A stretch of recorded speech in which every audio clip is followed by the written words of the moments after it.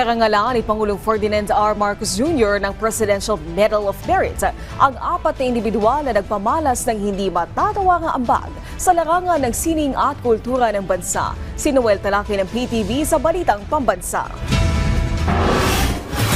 Ilaw ng pelikula, tinig ng bayan, lasa ng lahi, at ina ng sining.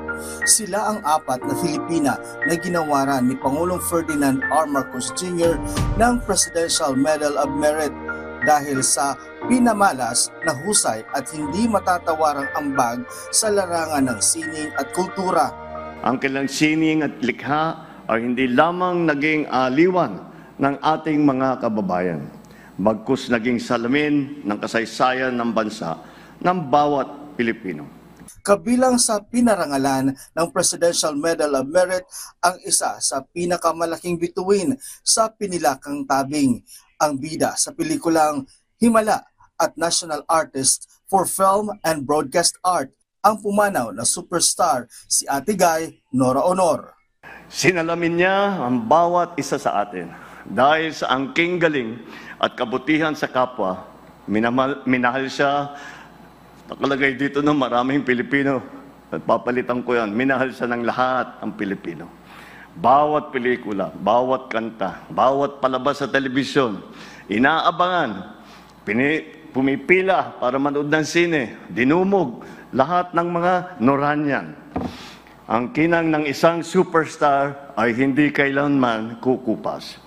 Pinagkalooban din ng Presidential Medal of Merit ang itinuturing na Queen of Philippine Cinema at highest paid movie actress noong dekada 50 si Gloria Romero. Sumakabilang buhay man ang veteranang aktres, sariwa pa rin kay Pangulong Marcos Jr. ang mga alaala ng aktres na kanyang nakatrabaho at gumanap na kanyang ina sa pelikulang Iginuhit ng Tadhana. Dear friends, ladies and gentlemen, I am Bongbong Marcos. When I grow up, I want to be a politician.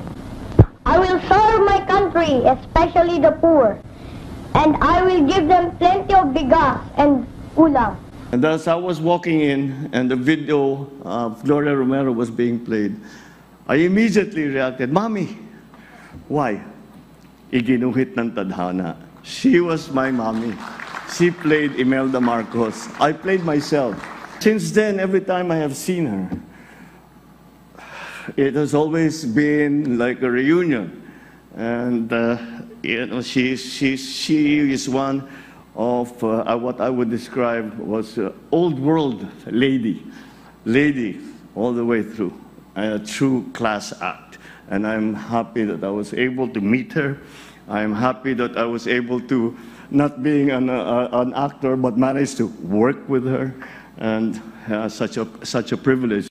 Ginawaran din ng parangalang presidente ang pumanaw na Asia's Queen of Songs na si Pilita Corrales na may higit 100 album. Inilala ng Pangulo ang pag-awit ni Pilita sa mga event ng kanyang namayapan na ring ama, kasama noon ang dating First Lady Imelda Marcos.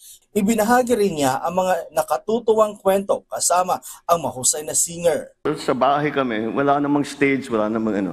Pero suddenly, instant program, nagkaroon ng instant program.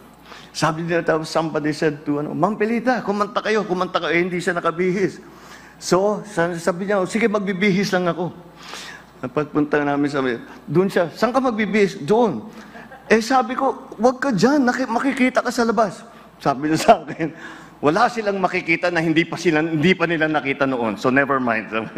Sabi ko, ibang klase ito, Queen of Song ito, pero wala siyang pakialam, talagang cowboy. And I think that's a characteristic that runs through all our awardees tonight. Yes, they appreciated all of the prizes and the honors that were given them. But whatever it is that they didn't do it for that. Kasama rin sa pinarangalan ang nagsilbing UN Tourism Ambassador for Gastro at 2016 Asia's Best Female Chef na si Margarita Flores. She would make a meal for you.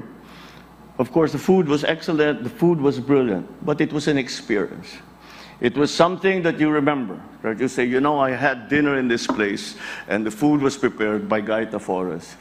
Tinanggap ng mga naiwang pamilya ang 4 na female icon ang Presidential Medal of Merit sa ginawang seremonya sa Malacanang. Kasamang nagbigay pugay sa 4 na female icons sina First Lady Liza Araneta Marcos at dating unang ginang Imelda Marcos na binigyang pugay din ng presidente dahil sa pagtulak ng sining at kultura. Tuluyan man nagtapos ang kanilang mga istorya, patuloy naman na magbibigay ng inspirasyon ang kanilang alaala dahil nakaukit na ito sa ating puso at kasaysayan ng bansa. Sa ngalan ni Clazel Pardilla, Noel Talakay para sa Pambansang TV sa Bagong Pilipinas.